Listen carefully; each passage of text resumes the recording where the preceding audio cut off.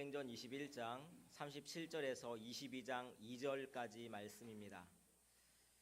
사도행전 21장 37절에서 22장 2절까지 말씀, 신약성경 226면에 있습니다. 사도행전 21장 37절에서 22장 2절까지 한 절씩 교독하시겠습니다. 바울을 데리고 영내로 들어가려 할 그때에 바울이 천부장에게 이르되 내가 당신에게 말할 수 있느냐? 이르되 내가 헬라 말을 아느냐?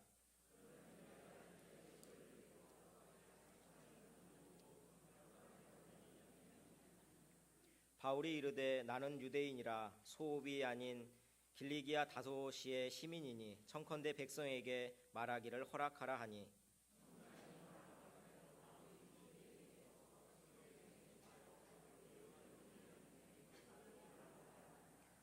부형들아 내가 지금 여러분 앞에서 변명하는 말을 들으라.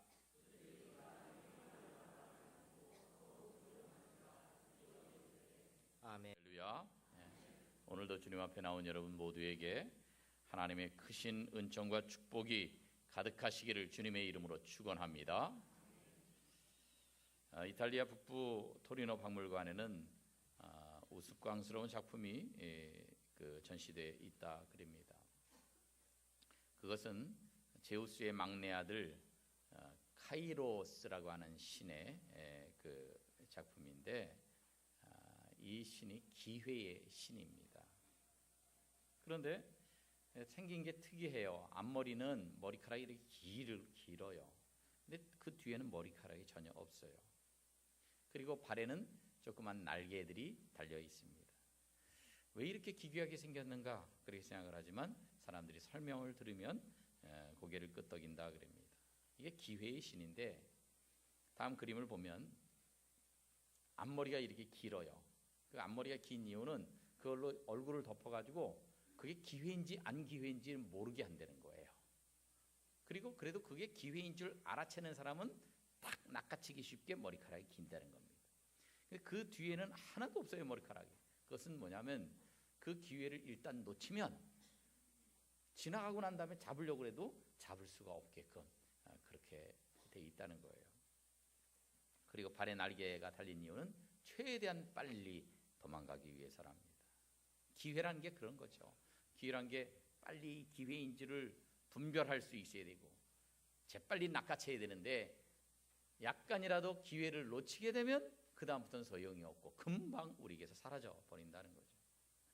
사실 우리에게는 이 카이로스라고 하는 신이 주는 기회가 아니라 우리 하나님께서 친히 주시는 기회들이 찾아오는데 이때 우리가 중요한 것은 이게 주님이 주신 기회구나 이걸 분별할 수 있는 눈이 있어야 한다고 하는 것입니다. 그리고 주님께서 주신 기회를 잘 잡아야 됩니다. 사도 바울이 훌륭한 이 사람이 된 이유 가운데 하나는 기회인 것을 빨리 포착하는 데 있었습니다. 오늘 본문 말씀에 보면 예루살렘에 바울이 갔더니 유대인들이 붙잡아서 집단 폭행을 해서 죽이려고 그럽니다. 로마의 천부장이 그를 구해줬습니다. 그리고 37절에 보니까 사도 바울을 보호하기 위해서 안토니오 요새 영내로 데리고 들어가려고 합니다.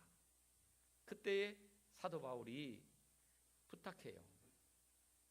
내가 이 사람들한테 말할 수 있는 기회를 달라는 거예요. 그래서 39절에 청컨대 백성에게 말하기를 허락하라. 사도 바울은 자신이 처한 힘든 상황은 생각하지 않습니다. 실컷 두드려 맞고 이제는 여기 피가 흐르고 뭐 여기저기 멍이 들고 찢어지고 빨리 가서 약도 바르고 치료받고 쉬어야 될 텐데 그렇게 안 하고 이때를 복음 전할 기회라고 포착했던 것입니다. 천부장이 데리고 있을 때가 아니면 그냥 했다가는 뭐 서요 때문에 뭐 제대로 복음 전할 수도 없는데 천부장이 안전하게 데리고 있을 때에 그때 복음 전하면 진짜 안전하게 복음을 전할 수 있는 기회거든요. 그래서 이렇게 부탁을 하는 거예요. 천부장이 바른 기회를 주었을 때도 내가 억울하다 그 얘기한 게 아닙니다. 복음을 전하고 예수 그리스도를 전했어요. 여러분 우리가 성공하는 사람들의 특징을 보면요 기회가 주어졌을 때 그 기회를 절대 놓치지 않는다는 거예요. 반대로 실패하는 사람들의 특징은 뭐냐? 하나님께서 주신 수많은 기회를 그냥 지나쳐 버린다는 겁니다. 왜 기회를 놓칠까요? 기회인 줄 몰라서 그래요. 그래, 이것이 기회인 줄로 제대로 분별하는 것이 우리에게 필요합니다. 그리고요, 또 기회를 놓치는 이유가 다음에 또 기회 오겠지 뭐, 그런 안이한 생각 때문에 그렇습니다. 그러다 보니까 다음에 기회 와도 또 놓칩니다. 다음에 또 올 텐데. 그러다 보니까 평생 모든 기회를 다 놓쳐버리고 말아요. 그래서 그렇게 안이하게 생각하면 안 됩니다. 기회가 주어졌을 때는 이 기회가 내게 마지막 기회다, 그렇게 생각하고 그 기회를 꽉 잡아야 돼요. 따라합시다. 마지막 기회라고 생각하라. 그래요. 이런 마음이 없으면요, 기회를 못 잡습니다. 그냥 흘려보냅니다. 마지막 기회라고. 사도 바울도 그렇게 생각을 했습니다. 예루살렘에서 복음 전할 수 있는 마지막 기회가 될지도 모른다. 그래가지고 아파서 빨리 치료받으러 가야 되는데도 불구하고 요 기회에 복음 전하겠다는 거예요. 여기. 그랬더니 나중에 지나고 보니까 정말 이때가 예루살렘에서 복음 전할 수 있는 진짜 마지막 기회 아니었습니까? 그렇습니다. 하나님이 우리에게 기회를 주시지만 때로는 이것이 우리에게 마지막 기회가 될지도 모릅니다. 그래서 마지막 기회가 될지도 모르니까 이거 절대 놓치면 안 된다, 그런 마음 가지고 그 하나님이 주신 기회를 꽉 붙잡아야 돼요. 놓치지 말아야 돼요. 소경 바디메오가 앞을 못 봅니다. 그런데 예수님이 지금 지나가고 계시다는 얘기를 듣습니다. 그래서 마가복음 10장 47절에서 예수님을 향해서 소리를 칩니다. 다윗의 자손 예수여 나를 불쌍히 여기소서 소리칩니다. 이때가 아니면 자기가 언제 고침을 받겠습니까? 그랬더니 그 다음 절에서 다른 사람들이 꾸짖어 잠잠하라 하면서 제지합니다. 못하게 합니다. 그러니까 움찔할 수도 있었는데 그가 더욱 크게 소리질러. 여러분, 바디메오는 포기하지 않았다는 거예요. 그리고 그 말씀을 보고 계속해서 크게 소리를 지릅니다. 그랬더니 예수님이 그 목소리를 들으시고 그를 치료해 주셨어요. 여러분, 우리도 기도할 때 마찬가지입니다. 내가 기도를 해도 응답이 안 돼요. 그리고 앞으로도 기도가 응답이 안 될 것 같습니다. 그런 때가 있어도요, 그럴 때 포기하면 끝입니다. 바디메오처럼 더욱 크게 소리 질러서 하나님 앞에 부르짖어야 하나님께서 그의 기도를 들으십니다. 이렇게 기회를 놓치지 않고 계속 부르짖었던 바디메오가 어떻게 됩니까? 52절에 보니까 결국 주님의 치료를 받게 되고 눈을 뜨게 되고 예수님을 따르는 제자가 되었습니다. 바디메오는 포기하기 쉬웠어요. 내 눈이 안 보이는데, 그리고 다른 사람들이 막 야단치는데 하지 말라 그러는데, 그런데 내가 어떻게 이렇게 할 수가 있겠는가? 그런데요, 바디메오는 이게 마지막 기회라고 생각했기 때문에 끝까지 부르짖을 수 있었어요. 이 기회 놓치면 언제 예수님이 또 지나가실 거냐? 안 그러면 나는 고침받을 기회가 없다. 설령 나중에 예수님이 혹 지나가신다고 하더라도 나는 앞이 안 보이니까 누가 가르쳐 주어야 그걸 알지. 안 가르쳐 주면 예수님 또 지나가 봐야 소용도 없는데 오늘이 마지막 기회다. 그래가지고 이 마지막 기회를 붙잡습니다. 목소리를 다해서 외칩니다. 그랬더니 그가 그 기회를 잡을 수 있었습니다. 여러분, 기회를 놓치지 마십시오. 하나님이 여러분에게 주셨을 때에 그 기회를 놓치지 말고 이게 마지막 기회라고 생각하고 꼭 잡아야 돼요. R.A. 토리 목사님이 영국의 브라이턴이라고 하는 곳에서 전도 집회를 가졌어요. 그래서 이제 저녁 식사를 합니다. 집회가 하기 전에 식사를 하는데 이제 외국에서는 이제 웨이터가 와서 전부 다 뭐 무슨 뭐 이 뭐야 음식은 얼마나 많이 익혀드릴 것이며 무슨 뭐 전체 요리는 뭐를 드릴 것이며 후식은 뭘 어쩌고 할 것이며 아주 상세하게 적잖아요. 그렇게 하는데 웨이터가 별로 표정이 안 좋아요. 아, 예수 안 믿는 사람인가 보다. 사람한테 전도를 하고 싶다 이런 마음이 있는데 식당이니까 또 뭐 많은 사람들이 이목도 그렇고 나중에 하지 뭐 여기서 집회 며칠 동안 하니까 다음 기회에 하지 이렇게 생각하고 그냥 식사하고 나왔어요. 식당을 나왔다가 그래도 한마디라도 복음을 좀 전해주고 가야 되겠다 싶어서 다시 식당 문까지 가서 기다리는데 근데 안 나와요. 근데 식당 주인이 나와서 누구를 기다리십니까? 나에게 서빙을 해준 그 웨이터를 기다립니다. 그랬더니 주인이 그러더래요. 손님 이미 늦었습니다. 그 웨이터는 손님에게 서빙한 다음에 2층으로 올라가서 자살을 하고 말았습니다. 그러더라는 거예요. 여러분, 모든 것은 기회가 있습니다. 그 기회를 놓치면 다시는 기회를 못 잡을지도 모릅니다. 사람들에게 전도하는 것도 기회가 있고요, 학생들이 공부하는 것도 기회가 있습니다. 그 때가 있어요. 그때를 놓치면 안 돼요. 또요, 부모님에게 효도하는 것도 그 기회가 있습니다. 그때 놓치면, 돌아가시면 더 이상 효도를 할 수 없습니다. 기회를 놓치지 말아요. 아무쪼록 하나님께서 이런 기회 저런 기회들을 우리에게 주실 때에 나중으로 밀어버리지 말고 주님이 주신 기회를 꼭 붙잡으시기를 주님의 이름으로 축원합니다. 두 번째는 언어를 잘 준비해야 합니다. 기회를 내 것으로 만들려면 언어를 준비해요. 37절 말씀을 보니까 천부장에게 바울이 말합니다. 그랬더니 내가 헬라어 말 어떻게 하느냐? 그렇게 묻습니다. 그 뭐 유대인이라 그러는데 헬라 말을 하니까, 헬라 말을 해야 의사소통이 되니까 헬라 말을 한 거예요. 그리고 이제 백성들에게 말하기를 허용을 하니까 22장 2절에서는 백성들에게 무슨 말로 합니까? 히브리 말로 합니다. 사실 그때 그 디아스포라 유대인들, 그 유대에 사는 유대인들은 히브리어 아람어를 했어요. 그런데 흩어져 사는 그런 유대인들은 이 히브리 말을 못하는 사람들이 많았습니다. 대부분 못했어요. 마치 이제 뭐 미국으로 이민 간 1세대나 1.5세대는 한국말을 잘 하는데 2세대, 3세대 가면요 못해요. 못하는 애들이 부지기수입니다. 영어만 잘해도 되니까. 그래서 한국말 못하는 애들이 많이 있는데 뭐 그런 식이었던 거예요. 그래서 하나님께 대한 신앙은 교육을 받았지만 히브리어를 못해요. 헬라어만 해요. 그래가지고 이 히브리파 유대인들은 헬라파 유대인들을 이제 조금 한 단계 낮게 보았던 거죠. 그런데 이 바울이라는 사람이 헬라파 유대인인데 길리기아 사람인데 그런데 그 사람이 배교자고 율법을 폐지하자 그러는 사람이고 우리 민족에 대해서 등을 돌린 사람인 줄 알았더니, 그래서 때려 죽이려고 그랬더니 세상에 이 사람이 히브리 말을 유창하게 하네요. 우리가 생각하던 거하고 좀 다르네. 그래서 민족의 동질성을 확인하고 호기심 반 기대 반으로 바울의 이야기를 듣게 된 것입니다. 여러분, 바울이요 이렇게 여러 말을 할 수 있는 것, 헬라 말도 할 수 있었고 히브리 말도 할 수 있었던 것이 얼마나 복음 전파 사역에 큰 도움이 되었는지 모릅니다. 바울이 아무리 복음 전하고 싶어도요 히브리 말을 할 줄 몰랐다면 유대인들에게 복음 전할 수 없었을 거예요.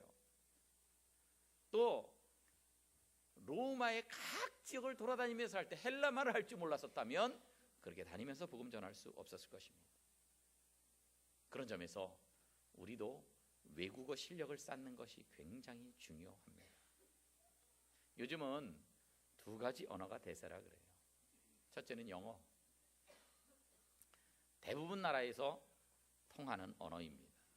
그래서 영어를 자유자재로 구사할 수 있다면 우리의 행동 반경이 그만큼 넓어집니다. 그래서 공부도 세계를 어디 가서나 할 수 있고요. 그리고 취직도 그렇고 무역도 그렇고 복음 전하는 것도 그렇고 세계를 무대로 할 수가 있는 것입니다. 그래서 여러분들 가운데 젊은 분들은 영어를 열심히 공부하시기 바랍니다. 또 하나는 중국어입니다. 중국어는 이게 세계 어디 가서나 통하는 그 공용어는 아닙니다. 그렇긴 하지만 우리나라는 그 위치가 중국과 매우 가깝습니다.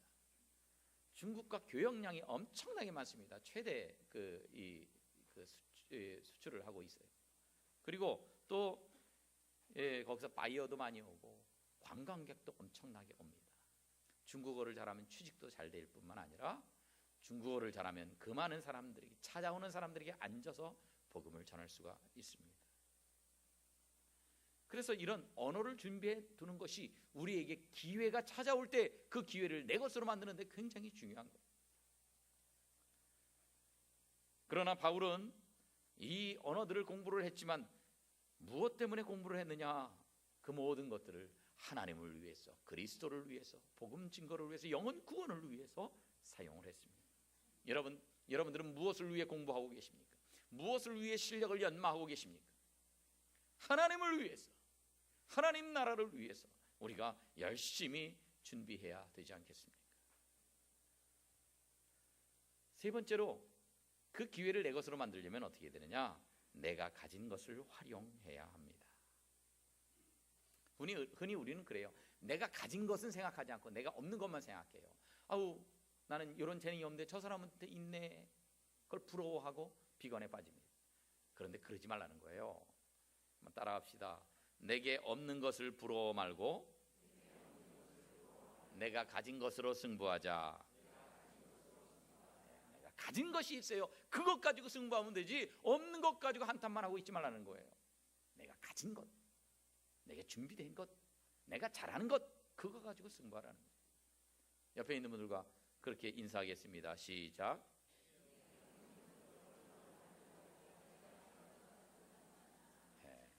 한 절반은 옆에 사람 안 보고 앞을 보면서 하세요. 이 문장이 길다 보면 한꺼번에 외우는 게 쉽지는 않아요. 근데 어렵지 않잖아요. 내게 없는 것을 부러워하지 말아라. 그리고 내가 가진 것으로 승부를 하자. 자, 기억하시겠죠? 그 정도는 다시 한번 이번에 옆에 사람 보고 인사하겠습니다. 시작.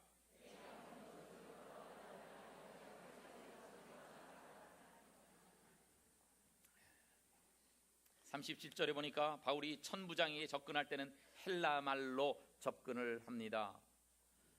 그래서 천부장에게 헬라 말을 통해서 그 말이 잘 통하니까 그 호의를 받아냅니다. 이 천부장은 또 연설시키고 싶지 않거든요. 싸우고 있는데 연설시키면 또 기름에 불 붙는 것 같아서 안 되니까 허락 안 하고 싶지만 말이 잘 통하다 보니까 호의가 베풀어지는 겁니다. 22장 2절에서는 히브리 말로 말을 합니다. 이렇게 이중 언어, 듀얼 랭귀지로, 그래 사람들에게 이쪽에서는 요 말로, 이쪽에서는 잘 통하는 요 말로 그렇게 사용을 했더니 사람들이 쉽게 받아들이더라는 거예요. 자기들의 모국어로 말을 하니까 친근감을 갖고 받아들이더라 하는 것입니다. 그래서 바울은 기회가 있을 때에는 모든 걸 다 사용했어요. 자기 언어 실력도 활용했고요. 그 다음에 또 뭘 활용했냐면 자기 출신도 활용했습니다. 39절에 보니까 나는 유대인이라 소읍이 아닌 조그만 도시가 아닌 길리기아 다소시의 시민이다. 그러니까 청컨대 백성에게 말하는 거 나 허락해달라. 당신이 혹시 이 자객을 거느리고 가던 그 애굽인 아니냐 물어봤더니 나 그런 사람 아니다. 그런 무지막지한 깡패나 깽단 아니다. 나는 길리기아 다소시의 시민이다. 다소시는 정치적 중심지도 아니고 경제 중심지도 아닙니다. 그러나 교육의 중심지였어요. 교육. 그래서 그때 당시에 내가 길리기아 다소 출신입니다. 그렇게 말하면 다른 사람들이 그래? 이렇게 다시 볼 정도였습니다. 그만큼 바울은 자기 지식에 대한 자부심을 가지고 있었습니다. 그러나 이 지식에 대한 이 자부심은 자기를 자랑하기 위한 자기를 위한 자부심이 아니었습니다. 자기의 이 지식을 총동원해서 주님을 설명하고 증거하기를 소원했습니다. 그러니까 그런 막대 먹은 사람이 아니라 나 이렇게 제대로 교육받은 사람이다. 이런 것들을 이야기하면서 그러면서 백성들에게 말하고 전도할 기회를 얻게 되었던 것입니다. 자기 출신까지 다 이용하는 거예요. 그 다음에는요, 이 끝나고 천부장이 막 책찍질 하니까 그러니까 사도 바울이 어떻게 합니까? 25절에서 로마 시민권을 활용합니다. 야, 내가 로마 시민권을 갖고 있는데 어떻게 재판을 거치지도 않고 나에게 채찍질을 할 수가 있느냐? 그랬더니 로마 시민권 가진 사람한테 그랬다면 큰일 나거든요. 그러니까 백부장이 화들짝 놀란 거예요. 천부장이 가서 보고를 합니다. 키 조그만 저 사람이 별거 아닌 줄 알았더니 로마 시민권을 갖고 있다 그럽니다. 야, 그게 진짜냐? 그래 천부장이 와서 물어봅니다. 28절에서 야, 나는 돈을 많이 들여서 이 시민권을 샀는데 네가 무슨 돈이 있다고 이 시민권이 있다고 그러냐? 나는 돈 가지고 산 게 아니라 난 태어나면서부터 시민권을 갖고 있었어요. 그러니까 천부장이 완전 약호가 죽습니다. 그래가지고 그때부터 이제 이거 입장이 반전됩니다. 여러분, 사도 바울은요, 자기가 갖고 있는 이런저런 조건들을 전부 다 활용을 합니다. 전부 다. 우리가 그렇게 생각합니다. 사도 바울은 예수님을 믿고 난 다음에는 과거의 모든 것을 다 배설물처럼 버렸다. 그렇진 않습니다. 우선순위가 달라졌다는 거예요. 전에는 세상 것을 자랑했는데 이제는 그리스도를 자랑하겠다. 그리스도를 아는 지식이 제일 고상하다. 뭐 그렇게 그 평가가 달라진 거지. 자기 뭐 언어 실력도 버리고 이런저런 실력 다 버렸다는 게 아니라는 거예요. 오히려 자기가 가지고 있는 이런 실력들, 자기가 가지고 있던 은사들, 자기가 갖고 있는 조건의 유리함 같은 것을 버리지 않고 철저히 활용하고 있었다는 겁니다. 이중언어를 쓸 수 있는 능력도, 자기가 길리기아 다소 출신이라는 것도, 그리고 로마 시민권을 갖고 있다는 것도 다 활용합니다. 복음 전파를 위해서는 다 활용하는 거예요. 우리 가운데도 이런 모습이 있어야 됩니다. 하나님이 주신 은사를 써야 됩니다. 하나님이 우리에게 주신 것은 머리끝부터 발끝까지 전부 다 활용해야 됩니다. 이걸 자기 자랑을 위해서, 사리사욕을 위해서 사용하는 것은 문제가 있지만 하나님을 위해서, 선한 일들을 위해서 이런 것들을 우리가 활용할 줄 알아야 돼요. 어떤 사람은 어학 실력이 탁월한데 그걸 잘 활용하지 않습니다. 어떤 사람은 외국어는 잘 못하지만 한국말은 기가 막히게 잘하는데, 그런데 그 실력으로도 복음 전하는데 절대 써먹지 않습니다. 어떤 사람은 노래를 잘해요. 목소리가 좋아요. 그런데 그 좋은 음악적인 그 이 재능 가지고 하나님 찬양하는데 하라 그러면 죽어도 안 합니다. 하나님 우리에게 주신 재능을 써야 돼요. 전에 있던 교회에서 단기 선교를 가는데 가서 이제 그 주로 말이 안 통해. 단기 선교는 말이 잘 안 통하잖아요. 그 나라 말 몇 개만 좀 배워가는데 그거 가지고 뭐 의사소통이 원활하지 않잖아요. 근데 그 말 안 통하는 사람들에게 잘 들을 수 있는 게 이제 뭐냐면 공연 같은 걸 하는 겁니다. 음악은 이제 세계 만국의 공용어이기도 하니까 그 음악을 통해서, 또는 이제 의료봉사 이런 걸 통해서 뭐 한다든지, 그 뭐 어린애들 교육을 한다든지 뭐 등등 이제 그런 방법들이 있는데 이제 음악회를 했어요. 그래 그 지역에 뭐 거의 다 안 믿으니까 다 초청을 해서 하는데, 그런데 악기를 안 가져왔어요. 어떤 자매가 이거 음악회 한다고 다 그랬는데 왜 안 가져왔냐 그랬더니 짐이 돼서 안 가져왔다는 거예요. 짐이 돼서. 아니 그게 뭘 그렇게 무거운 악기도 아닌데, 골프 치는 사람들은 그 무거운 골프 가방까지 다 비행기 싣고 다니는데, 그건 뭐 조그만 악기 그거 안 가져왔느냐고. 이 성악을 하는 사람들은요, 요게 몸이 악기인지라 이걸 놓고 갈 가능성이 별로 없는데, 이 악기를 가진 사람은 이제 그걸 귀찮다고 안 가져왔어요.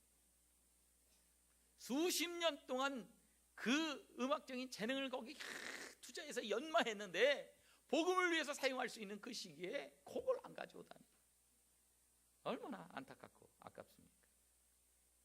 하나님께서 우리에게 주신 재능들을 잘 활용하고 적재적소에서 쓰는 것이 중요합니다. 우리 이제 교단의 GMS 이제 세계 선교회인데 거기 이제 선교사 지망생이 지원을 해요. 보면 중국어를 기가 막히게 잘해요. 그래서 중국 어디로 선교하러 가느냐 봤더니 써놓은 거에 보니까 일본으로 가서 선교를 하게 되는 거예요. 뭐 어느 나라나 가서 선교하는 건 좋은데 일본 말을 잘하느냐 그랬더니 일본 말은 하나도 못한대요. 그러면 일본에 지금 가면은 일본의 문자를 배우고 일본 말을 배우고, 뭐 말 배운다고 뭐 금방 유창하게 됩니까? 어느라고 떠듬떠듬하는, 그렇게 하는 것보단 당신이 유창하게 지금 잘하는 중국어로 중국 선교를 하는 것이 훨씬 효율적이지 않겠는가. 중국 사람들 하도 말을 많이 해서 이제는 지겹고 징글징글 하다는 거예요. 그런데 그건 맞지 않는 것 같아요. 그건 안 맞는 것 같아요. 그건 비효율적입니다. 내가 지금 잘하는 것, 그걸 활용해요. 내가 잘하는 것. 물론 젊을 때는 새로운 것 배우는 것도 좋아요. 새로운 분야에 가서 도전하는 것도 필요합니다. 그러나 나이가 한 40 되면 그 이후에는 더 배우는 것도 필요하지만 지금까지 쌓아놓은 것, 자기가 연마했던 것, 그것 가지고 다 사용하고 살기에도 인생이 그렇게 길지 않습니다. 그래서 우리는 어느 정도 나이 이상이 되면 이제는 자기 강점 가지고 살아야 돼요. 자기가 잘하는 것 가지고 살아야 된다는 거죠. 그래서 우리가 뭘 하더라도 내가 잘 아는 부분부터 시작을 해야 됩니다. 내가 잘 할 줄 아는 분야에서 해야 됩니다. 뭐 회사를 그만두고 사업을 하겠다고 하는 얘기를 들을 때마다 제가 꼭 묻습니다. 그 업종에서 일한 경력이 있느냐? 물으면 아니래요. 그냥 친구가 이런 거 좀 좋지 않겠느냐? 그래가지고 자기 퇴직금 거기다 이렇게 투자해서 한다는 거예요. 그러지 말고 아예 돈을 조금 받더라도 종업원으로 들어가라. 종업원으로 들어가서 밑바닥에서부터 일을 배워라. 그래서 물건은 어디서 뛰어오고 뭐 어떤 종류가 있고 판매는 어떻게 되고 유행 트렌드는 어떻게 되고 이게 앞으로 사양 산업인지 잘 될 산업인지 뭐 이런 거 다 거기서 파악을 해가지고 한 2, 3년 제대로 좀 배우고 나서 창업을 해야지. 그거 안 하고 했다가는 10중 8구 다 날리더라. 그럼 기분 나빠요. 내가 지금 이 나이에 그래 회사에서 이런 위치에 있던 사람이 종업원으로 가서 그렇게 할 수가 있느냐? 다 날려요. 여러분, 내가 잘 아는 분야에서 거기서 승부를 걸어야지 아무것도 모르는데 거기가 덜렁 돈을 투자하고 내가 거기 가서 사업을 하면서 뭘 해보겠다. 아주 특이하게 될 수는 있을지 몰라도 확률적으로 거의 성공 확률이 없어요. 그래서요, 내가 익숙한 것, 내가 잘하는 것, 내게 재능이 있는 것, 이것으로부터 우리가 출발해야 합니다. 사도 바울은 복음 전할 때도요 그런 사람이었습니다. 기회를 만듭니다. 그래가지고는 자기가 없는 재능을 뭐 그쪽으로 쓰는 것이 아니라 자기가 이미 가지고 있는 재능을 전부 다 동원해서 그 기회를 내 것으로 만든 사람이었습니다. 그래서요, 그 전문가가 되면 참 좋은데 전문가가 되긴 쉽지 않더라도요 우리가 그래도 어느 정도의 전문성은 가지고 있을 수 있어요. 전공은 안 했지만 요리는 내가 잘한다. 그런 거 있으면요 그분은 요리하는 쪽부터 출발하는 것이 좋습니다. 하여튼 하나님이 우리 모두에게 그 한두 가지의 전문성을 주셨어요. 그래서 그 전문성부터 출발해서 그걸 더 개발을 해야 됩니다. 전문성에서 문제를 풀어가야 됩니다. 바울은 험악한 세상 가운데서 로마 시민권이라는 거, 또 길리기아 다섯 출신이라는 거, 그리고 자기의 이중언어를 사용한다는 능력, 이런 것들을 모두 다 총동원해서 자기가 잘하는 것 가지고 복음을 증거했습니다. 여러분, 하나님이 여러분에게 이미 허락해 주신 것, 여러분이 가지고 있는 것, 여러분이 잘하는 것, 그것을 활용해야 합니다. 성공한 사람들은요 기회가 있을 때에 대충 하는 사람이 아니에요. 힘을 다해서 모든 것을 다하여서 올인을 한 사람, 그런 사람들이 성공을 하는 겁니다. 보통 사람이 천재가 되려면 어떻게 해야 되는지 아십니까? 보통 사람이 천재가 되는 법에 대해서 미국의 유명한 천재 연구가 윙거 박사하고 앤더스 에릭슨 박사가 이렇게 발표를 했어요. 천재는 본래 보통 사람과 별로 다른 게 없다는 거예요. 뭐가 다르냐? 집중력 그리고 몰입하는 것, 이게 다르다는 거예요. 공부를 해도 얼마나 집중하느냐, 얼마나 몰입을 하냐, 이거에 따라서 효과가 달라진다는 거예요. 다른 일을 할 때도 마찬가지예요.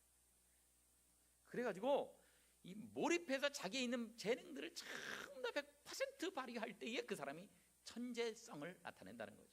그래서 몰입해가지고 하나 문제를 해결하고 성취감을 느끼고 또 다른 문제를 해결하고 이런 과정을 되풀이하면서 자기도 모르게 천재가 되어져 간다는 겁니다.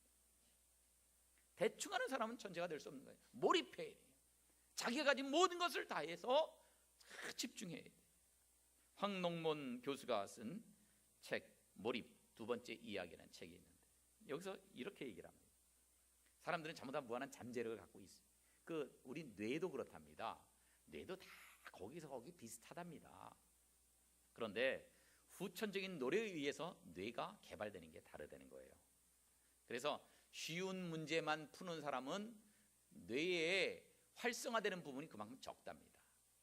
그런데 똑같은 사람이라 할지라도 바로 그 사람이 어려운 문제를 풀려고 할 때 집중해서 하면 뇌의 많은 부분이 활성화되고 그러면서 머리가 좋아진다는 거예요. 나폴레옹은 이런 얘기를 했습니다. 승리를 원한다면 모든 것을 걸어야 한다.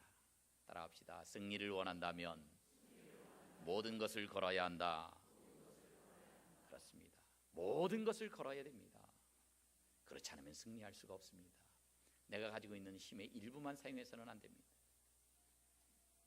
늑대가 이 토끼를 잡아먹으려고 막 뛰어갔답니다. 그런데 토끼가 그냥 똑바로 가는 것도 아니고 이렇게 하면서 나무를 뒤로 도망가고 그래가지고 토끼를 놓쳤대요.